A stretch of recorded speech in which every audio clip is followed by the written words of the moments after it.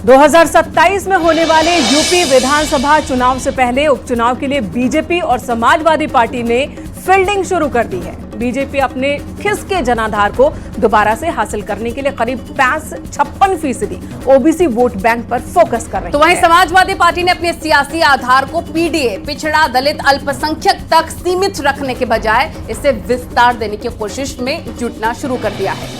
दरअसल आगामी चुनाव के लिहाज से बीजेपी की नजर ओबीसी वोट बैंक पर है, क्योंकि 2024 के चुनाव में यही वर्ग बीजेपी को काफी नुकसान पहुंचा चुका है। तो वहीं समाजवादी पार्टी ओबीसी के साथ अब सवर्ण पर फोकस कर रही है, क्योंकि अखिलेश यादव का मानना है कि यूपी की सियासत में अगर बीजेपी से दो हाथ करना है तो सवर्ण मतदाता को साथ लेकर चलना बहुत जरूरी होगा।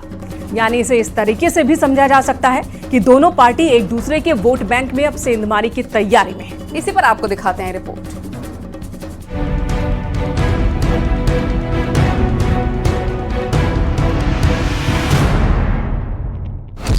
लोकसभा चुनाव के बाद से उत्तर प्रदेश की सियासत में बीजेपी और समाजवादी पार्टी के बीच शहमात का खेल चल रहा है।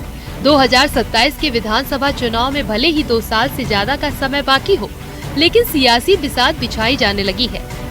बीजेपी अपने खिसके जनाधार को दोबारा से हासिल करने के लिए ओबीसी और दलित समुदाय पर फोकस कर रही है और मीटिंग मंथन से जो पिछड़े बिछड़ गए हैं उसे जोड़ने की कवायद हो रही है।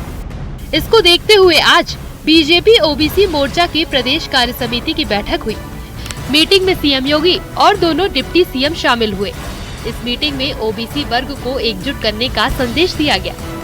दरअसल उत्तर प्रदेश की सियासत पूरी तरह से ओबीसी पर केंद्रित हो गई है, जिनकी आबादी करीब 56% है। अब इसे साधने के लिए सीएम योगी ने खुद मोर्चा संभाल लिया है। उन्होंने विपक्ष पर निशाना साधते हुए साफ साफ कह दिया, पिछड़े समाज को बांटने की साजिश हो रही है। वे ताकतें जानती थी कि अगर ये समाज ऐसे ही पराक्रमी रहा, ऐसे ही पौरुष से भरपूर रहा, तो दुनिया की कोई ताकत, दुनिया का कोई आक्रांता भारत का बाल बांका नहीं कर पाएगा। और इसके लिए उन्होंने साजिश रची, आपस में लड़ाने की साजिश रची, आपस में ही एक दूसरे को भिड़ाने की साजिश रची, और परिणाम हम सबके सामने है। आप में इस समाज में बजरंग बली की ताकत छुपी हुई है, बस उस ताकत को उजागर किए जाने की आवश्यकता है। उस ताकत को उजागर किए जाने की आवश्यकता है। रावण की लंका को जलाने में और उसको दहन करने में बहुत देर नहीं लगेगी। ये जो रावण आज गुमराह करके समाज को आपस में ही लड़ाने का काम कर रहा है, याद रखना, हमारा ओबीसी समाज मजबूत हो, यह महत्वपूर्ण है। अगर लोकसभा चुनाव के परिणाम में ओबीसी वोटर्स की भूमिका देखें तो समाजवादी पार्टी ने 37 ओबीसी कैंडिडेट उतारे, जिसमें से 20 की जीत हुई, यानी स्ट्राइक रेट 54% रहा। जबकि बीजेपी ने 26 प्रत्याशी उतारे और सिर्फ 10 की जीत हो पाई, यानी स्ट्राइक रेट महज 38% रहा। यानी बीजेपी का स्ट्राइक रेट समाजवादी पार्टी से 16% कम रहा। और इस चुनावी परिणाम पर केशव प्रसाद मौर्य ने पहली बार बड़ा बयान दिया। उन्होंने कहा, अति आत्मविश्वास की वजह से चुनाव में बीजेपी बेहतर नहीं कर पाई।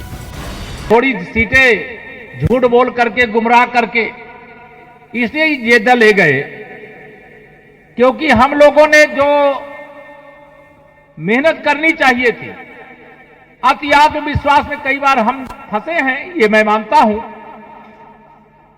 लेकिन हमें यह सदा ध्यान में रखना चाहिए, चुनाव सदा पार्टी लड़ती है और पार्टी ही जीतती है। 2014 में सरकार थी क्या भाजपा की? बताओ, थी क्या? जीते थे कि नहीं जीते थे? 2017 में सरकार थी क्या? जीते थे कि नहीं जीते थे? समाजवादी पार्टी की कोशिश है कि लोकसभा चुनाव से बने सियासी माहौल को 2027 तक बरकरार ही नहीं रखा जाए, बल्कि 2024 से मिले वोट शेयर को बढ़ाया जाए। इसके लिए ही माता प्रसाद पांडे की नियुक्ति करके ब्राह्मण समुदाय को रिझाने की कोशिश है, जो बीजेपी का कोर वोट बैंक माना जाता है। यानी एक तरफ अखिलेश यादव बीजेपी के सवर्ण वोट में सेंधमारी की कोशिश में है, तो बीजेपी अपने पिछड़े वोट बैंक को जोड़ने की कोशिश में है। Bureau report, news 18।